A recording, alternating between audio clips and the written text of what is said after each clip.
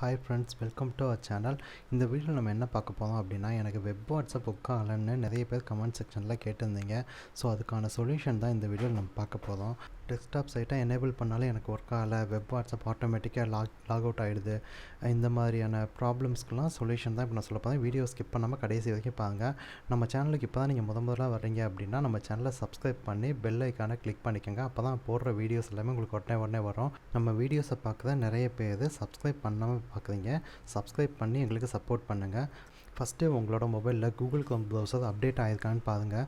Update ஆகலை அப்படின்னா update பண்ணிக்கோங்க. இப்போ என்னோடல அப்டேட் ஆகி தான் இருக்குது. அப்டேட் பண்ணியும் ஒர்க் ஆகலை அப்படின்னா கூகுள் க்ரோமோட ஆப் இன்ஃபர்மேஷனுக்குள்ளே போங்க. இது செட்டிங்ஸில் இருக்கும். இங்கே வந்து நீங்கள் கேட்சையும் டேட்டாவையும் கிளியர் பண்ணிட்டீங்க அப்படின்னா இப்போ நீங்கள் கூகுள் க்ரோம் ப்ரௌசரை ஓப்பன் பண்ணால் உங்களுக்கு கண்டிப்பாக வெப் வாட்ஸ்அப் ஒர்க் ஆகும். இப்போ பாருங்க, கூகுள் க்ரோம் ப்ரௌசர் நான் ஃப்ரெஷ்ஷாக தான் ஓப்பன் பண்ணுறேன். இதில் நம்ம ட்ரை பண்ணுறோம். இப்போ web.whatsapp.com. இப்போ எனக்கு டெஸ்க்டாப் சைட்டில் சேஞ்ச் பண்ணதுமே QR கோடை ஸ்கேன் பண்ணுறதுக்கான ஆப்ஷன் எனக்கு இப்போ காட்டுது பாருங்கள்.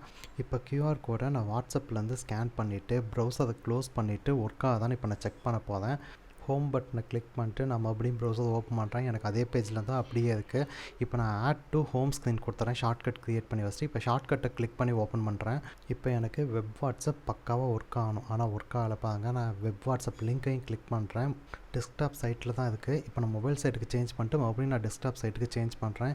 இப்போ எனக்கு ஒர்க் ஆகலை. ஸோ இதுக்கான ஆல்டர்னேட் சொல்யூஷன் என்ன அப்படின்னா, வெப் வாட்ஸ்அப்பை இன்னும் சில ப்ரௌசர்லாம் யூஸ் பண்ணலாம். அதில் ஒன்று தான் மோசிலா ஃபயர்ஃபாக்ஸ். நான் மோசிலா ஃபயர்ஃபாக்ஸ் ஆல்ரெடி ப்ளே ஸ்டோர்லேருந்து இன்ஸ்டால் பண்ணிட்டேன். இப்போ நான் அதை ஓப்பன் பண்ணுறேன். ஓப்பன் பண்ணி இதில் நான் இப்போ web.whatsapp.com ஓப்பன் பண்ணிவிட்டு செட்டிங்ஸில் போய் டெஸ்க்டாப் சைட் நான் சூஸ் பண்ணுறேன். சூஸ் பண்ணதை QR கோடு கேட்கும். அப்படி கேட்கலை அப்படின்னா மேலே பாங்க வாட்ஸ்அப் வெப்புன்னு ஒரு லிங்க் இருக்கா, அந்த லிங்க்கை கிளிக் பண்ணதும் QR கோட் லோட் ஆகிடுச்சு. இப்போ நான் லாகின் பண்ணி செக் பண்ண போகிறேன். இப்போ லாகின் பண்ணதும் ப்ரௌசரில் ரைட் சைட் டாப்பில் இருக்க அந்த 3 டாட்டை கிளிக் பண்ணி ஆட் டு ஹோம் ஸ்க்ரீன் நான் கொடுத்துட்றேன். இது எதுக்காகனா இந்த பேஜுக்கு டேரெக்டாக போகிறதுக்கான ஷார்ட்கட் நம்ம ஹோம் ஸ்க்ரீனில் க்ரியேட் பண்ணிக்கிறோம். இப்போ நான் அந்த ஷார்ட்கட் கிளிக் பண்ணி தான் நான் வெப் வாட்ஸ்அப்பை ஓப்பன் பண்ணியிருக்கேன். இப்போ நான் அந்த வெப் வாட்ஸ்அப் டேபையே க்ளோஸ் பண்ணிட்டேன். க்ளோஸ் பண்ணிட்டு இப்போ பாருங்கள், மறுபடியும் அந்த ஷார்ட்கட்டை கிளிக் பண்ணி உள்ளே வரேன். எனக்கு வெப் வாட்ஸ்அப் லோட் ஆகுது.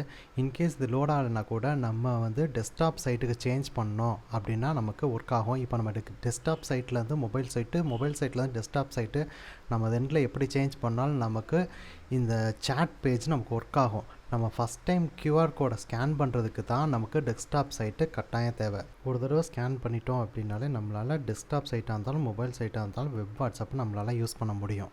நம்ம அந்த ஒரு டேப் மட்டும் க்ளோஸ் பண்ணிட்டு வெப் வாட்ஸ்அப் புக்காக தான் செக் பண்ணோம். இப்போ வாங்க, நான் ஃபுல் ப்ரௌசரையும் க்ளோஸ் பண்ணிவிட்டு ரீசெண்ட் ஆப்ஸ்லேருந்து அந்த ப்ரௌசரை நான் தூக்கிட்டு நான் இப்போ உங்களுக்கு செக் பண்ணி காட்டுறேன். இப்போ பாருங்க, நான் அந்த ஷார்ட்கட் தான் கிளிக் பண்ணுறேன்.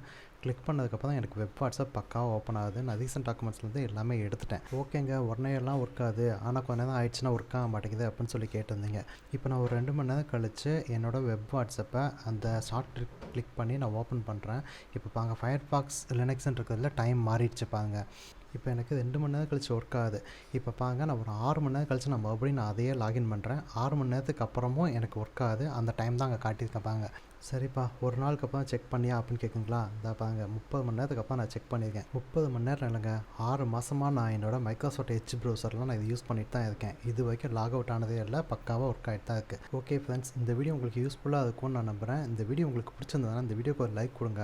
உங்கள் ஃப்ரெண்ட்ஸ்க்கு தேவைப்படுன்னு நினச்சிங்கன்னா உங்கள் ஃப்ரெண்ட்ஸ்க்கு ஷேர் பண்ணி விடுங்க.